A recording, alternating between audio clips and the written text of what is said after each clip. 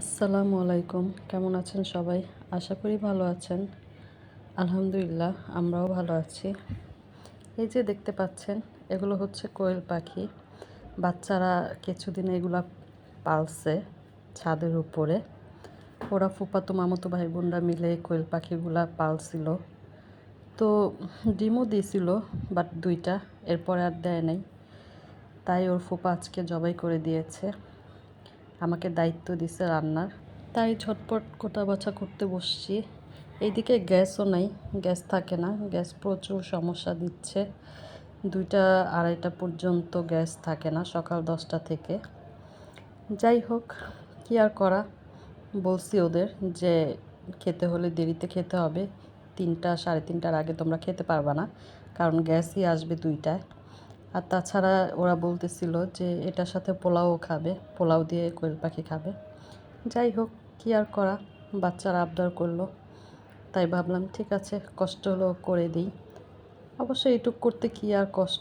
আমার বুয়া আছে, তারপর আমি বুয়াকে দিয়ে কোটা বাছা করাই না, কারণ আমি যেভাবে যত্ন সহকারে পরিষ্কার করে জিনিসগুলো করব, বুয়া কিন্তু তা ওইভাবে করবে না। হয়তো বুয়া ছাড়া আমরা চলতে পারি না, বুয়া আমাদের কোনো না কোনো কাজের জন্য লাগেই, কিন্তু সব কিছু বুয়ার উপরে ছেড়ে দিলে তার হয় না বলেন? সংসারটা আমাদেরই আগলে রাখতে হবে, আমাদেরই ভালোবেসে কাজ করতে হবে। আর কাজগুলো রান্নাটা আমরা কাদের জন্য করি? আমাদের সন্তান, হাজবেন্ড, তাদের জন্যই তো করি। যাই হোক, আর এই যে খুন্তিটা দেখছেন, এটা কিন্তু পিতলের খুন্তি। এখন দেখা যায় কিনা জানি না, বাট এটা অনেক অনেক বছর আগের খুন্তি। এটা আমার শাশুড়ি আম্মার খুন্তি।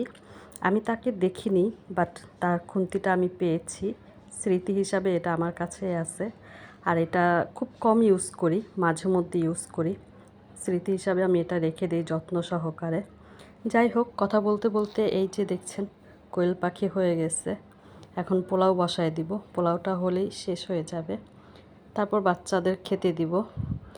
আর অবশ্যই আমার ভিডিওতে লাইক, কমেন্ট এবং সাবস্ক্রাইব করে দিবেন প্লিজ। এটা আপনাদের কাছে আমার রিকোয়েস্ট। আর সবাই ভালো থাকবেন, আমার জন্য দোয়া করবেন।